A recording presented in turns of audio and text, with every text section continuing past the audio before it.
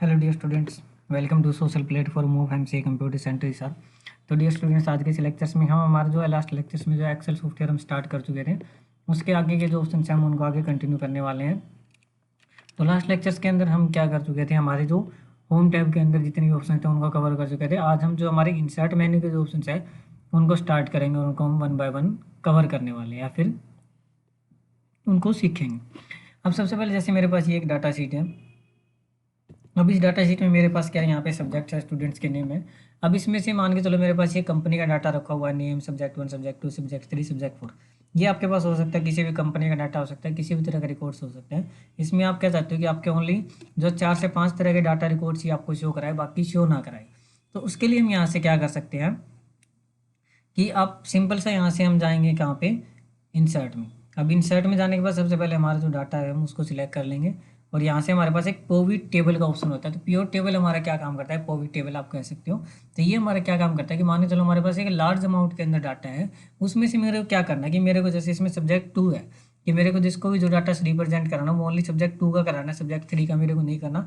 तो मैं यहाँ से सब्जेक्ट 2 को सिलेक्ट कराना चाहता हूँ, तो मैं यहाँ से उस डाटा को सिलेक्ट करूँगा और यहाँ से मैं क्या कर लूँगा, पिवट टेबल पे क्लिक कर लूँगा और यहाँ पे एक न्यू डायलॉग बॉक्स आपके सामने ये ओपन होएगा। इस डायलॉग बॉक्स में आपको क्या करना है, यहाँ से हमें सिलेक्ट करना है यहाँ पे न्यू वर्कशीट। कि अगर आप एग्जिस्टिंग करोगे तो सामने वाले पार्टी को या जहाँ भी आप इसको रिप्रेजेंट कराओगे तो आपका कंप्लीट जो डाटा है वो विजिबल होएगा। लेकिन आप यहाँ से न्यू वर्कशीट करते हो और फिर आप ओके पे क्लिक करते हो तो आपके पास देखो एक नई ब्लैंक शीट यहाँ पे ओपन हो जाएगी। नीचे जैसे आपको सीट्स के नेम दिख रहे हैं 1 2 3 4 नॉर्मल डाटा जैसी भी सीट्स है तो ये आपके यहाँ पे आएगी। अब यहाँ पे साइड में एक लिस्ट ओपन हो जाती है। मेरे को क्या करना है, नेम और ओनली सब्जेक्ट 3 शो कराना है। तो मैं यहाँ पे नेम पे चेक मार्क करूँगा और सब्जेक्ट 3 पे चेक मार्क करूँगा। तो मेरे को केवल नेम और सब्जेक्ट 3 का डाटा रिप्रेजेंट होगा जहाँ पर भी मेरे को इसको पब्लिश करना है। सिंपल सा आप ये कह सकते हो कि हम इसको वहाँ पे यूज़ करेंगे कि मान के चलो आपने क्या किया, एक एक्सेल शीट रेडी की जिसमें आपने कंपनी का सारा डाटा रखा, लेकिन आपको कहीं ऐसी जगह पे उसको पब्लिश करना है जहाँ पर आपका कंप्लीटली डाटा बेस आप शो नहीं कराना चाहते, कुछ पार्टीशन आप शो कराना चाहते हो। तो उसके लिए हम यहाँ से पिवट टेबल का यूज़ करते हैं। अब मुझे सब्जेक्ट 3 ना शो करा के मेरे को सब्जेक्ट 5 शो कराना है तो मैं सब्जेक्ट 5 पे क्लिक करूँगा तो नेम और सब्जेक्ट 5 भी मेरे को यहाँ पे शो कराएगा। अब क्लोज करना तो सिंपल सा मैं यहाँ से इसको क्लोज कर सकता हूँ। वापस से मैं मेरी नॉर्मल शीट पे आ जाऊँगा तो यहाँ पे नॉर्मल डाटा मेरे को विजिबल कराएगा। उसके बाद नेक्स्ट पिवट टेबल में हमारे पास नेक्स्ट ऑप्शन होता है यहाँ से रिकमेंडेड पिवट टेबल। अब रिकमेंडेड पिवट टेबल में हमारे पास क्या होता है, उसके अंदर हम क्या कर रहे थे, खुद से कस्टम कर रहे थे कि मेरे को कौन सा डाटा शो कराना, कौन सा नहीं कराना।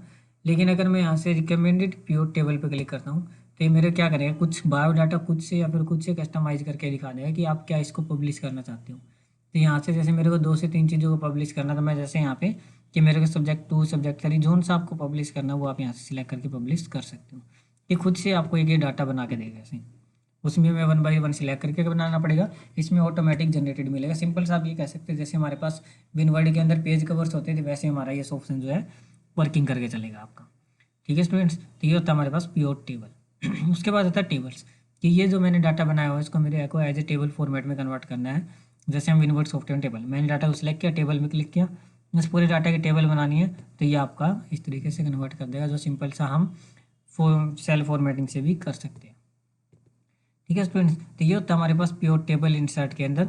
उसके बाद में नेक्स्ट जो आगे के ऑप्शंस हैं वो हम यहाँ से हमारे जो नेक्स्ट लेक्चर्स के अंदर कवर करने वाले हैं, क्योंकि काफ़ी सारे ऑप्शंस हैं हमारे। एक्सेल्स हमारा एक मोस्ट इंपॉर्टेंट सॉफ्टवेयर होता है, कोई भी आप डाटा एंट्री का काम करते हो किसी भी चीज़ का, तो उस चीज़ के लिए।